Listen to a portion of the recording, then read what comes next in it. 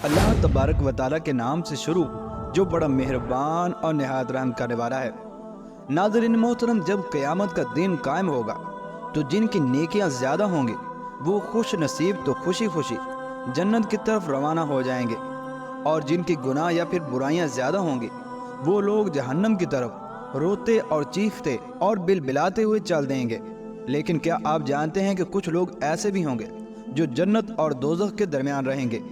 वो कौन लोग होंगे और अस्हाबे आराफ किन को कहा जाता है, और मकाम आराफ कहाँ हैं, और मकाम आराफ के लोग जन्नतियों और जहन्नमियों को कैसे पहचानेंगे, और क़यामत के दिन ऐसे लोगों का क्या मकाम होगा? क्या अस्हाबे आराफ का आखिरी ठिकाना भी मकाम आराफ ही होगा या फिर उन्हें भी जन्नत के अंदर भेज दिया जाएगा? प्यारे दोस्तों, आज की इस मुनफरिद वीडियो के अंदर हम इसी हवाले से मालूमात कुरान और हदीस की रोशनी में आपके साथ शेयर करेंगे।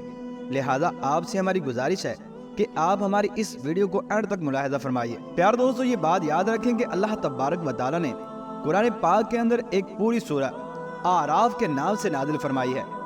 चुनांचे आराफ नुमायां और उठी हुई ज़मीन को कहते हैं। अगर कुरान पाक की सूरह आराफ की आयत नंबर 46 ता 49 की तफसीर देखी जाए, नीज रिवायात का मुताला किया जाए, तो उनसे पता चलता है कि खुशकिस्मती और बदकिस्मती के दो मराकिज़ यानी जन्नत और जहन्नम के दरमियान एक बहुत ऊंचा मकाम है जो जन्नत और जहन्नम के दरमियान माने फासिल और पर्दे का काम देता है।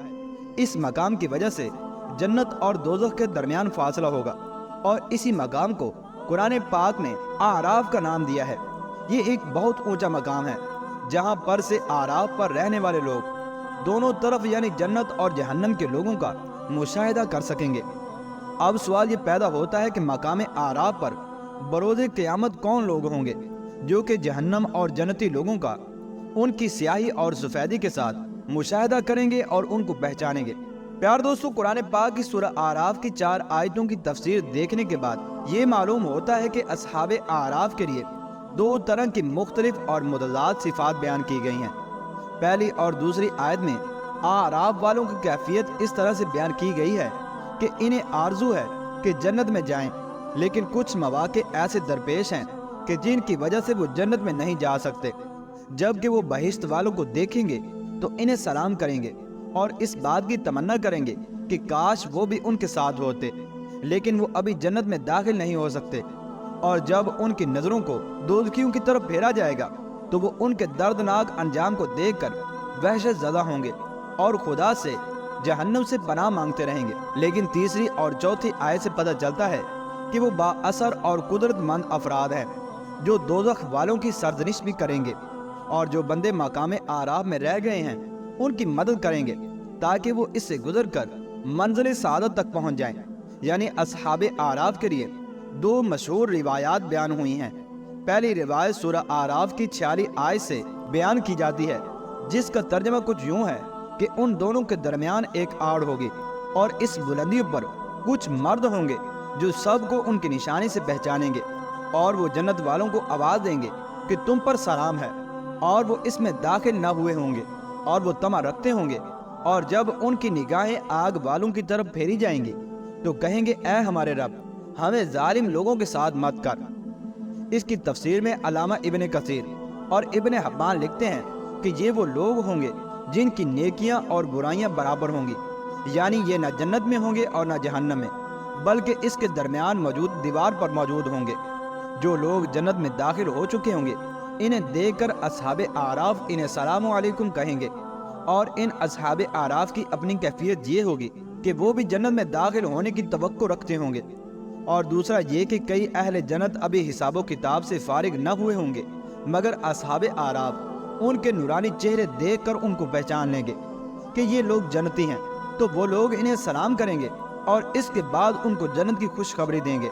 इन हिसाबो किताब मशगूल लोगों की अपनी कैफियत ये होगी कि गो वो अभी तक जन्नत में दाखिल न हुए होंगे, ताहम वो इसकी उम्मीद ज़रूर रखते होंगे। और हज़रत अब्दुल्लाह बिन मसूद रज़ी अल्लाह ताला अन्हु बयान फरमाते हैं कि ये जो कुरान की आयत है कि जिनके पलड़े इस दिन नेकियों के वज़नी हो जाएंगे वो ऐश वाली ज़िंदगी में होंगे, और इसके बाद आगे जो कुरान पाक में आता है कि जिनकी नेकियों के पलड़े हल्के पड़ जाएंगे उनकी मंजिल हाविया है। और तुम क्या जानो कि हाविया क्या है, وہ بھڑکتی ہوئی آگ ہے۔ پارہ نمبر 30 کے اندر یہ آیت پڑھ کے حضرت عبداللہ بن مسعود رضی اللہ تعالی عنہ نے فرمایا کہ جن کی نیکیوں میں سے ایک بھی نیکی زیادہ ہوگی تو وہ تو ہو گئے سیدھے جنتی، اور جس کی ایک نیکی بھی کم ہوگی وہ دوزخ میں جائیں گے۔ یہاں تو لوگ کہتے ہیں کہ ایک نیکی سے کیا فرق پڑتا ہے۔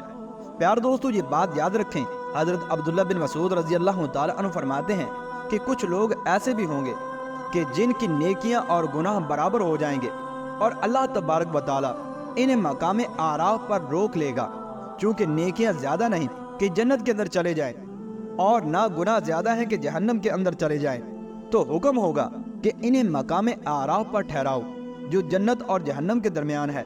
چنانچہ اب یہ انتظار کریں گے اور ڈریں گے کہ پتہ نہیں ہمارے بارے کے اندر کیا فیصلہ ہوتا ہے، لیکن وہ دونوں طرف دیکھ سکتے ہوں گے۔ چنانچہ پھر جب حساب و کتاب ختم ہو جائے گا تو اللہ تبارک و تعالی اپنے فضل سے ان کو بھی جنت کے اندر بھیج دے گا۔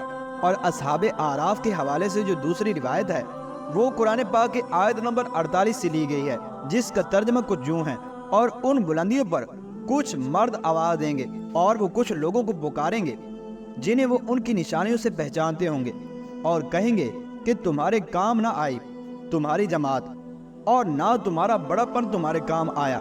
کیا یہی وہ لوگ تھے کہ جن کے متعلق تم نے قسمیں کھائی تھیں کہ اللہ تبارک و تعالیٰ انہیں کوئی رحمت نہ پہنچائے گا؟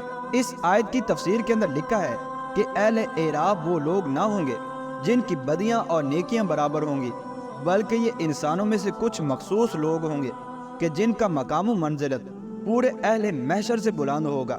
یہ ایسے لوگ ہیں جو بہشتی اور دوزخی دونوں گروہوں کو پہچانتے ہیں، اور کسی کے بھی حق کے اندر گواہی دے سکتے ہیں اور شفاعت اور حکم کر سکتے ہیں، لیکن یہ لوگ جن سے بشر میں سے ہیں یا جنات یا پھر ان دونوں میں سے، اس حوالے سے آیات بالکل خاموش ہیں۔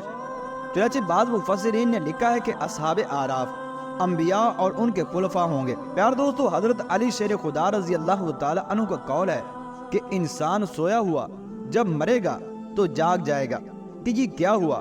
اصلی زندگی تو یہ تھی جیسے انسان سونے کے بعد جب اٹھتا ہے اور وہ خواب کے اندر سیر کر کر واپس آتا ہے تو وہ کہتا ہے کہ وہ تو کچھ نہیں تھا، اصل زندگی تو یہی ہے۔ اسی طرح سے جب کوئی انسان مر کے زندہ ہوگا اور جب دنیا سے جائے گا اور آخرت کی زندگی اسے حاصل ہوگی تو وہ کہے گا کہ اصلی زندگی تو یہ ہے۔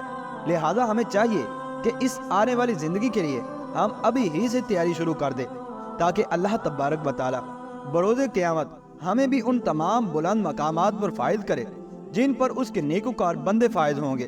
اللہ تبارک و تعالی سے دعا ہے کہ اللہ تبارک و تعالی ہمیں بغیر حساب و کتاب کے جنت کے اندر داخل ہونے کی توفیق عطا فرمائے۔ آمین یا رب العالمین۔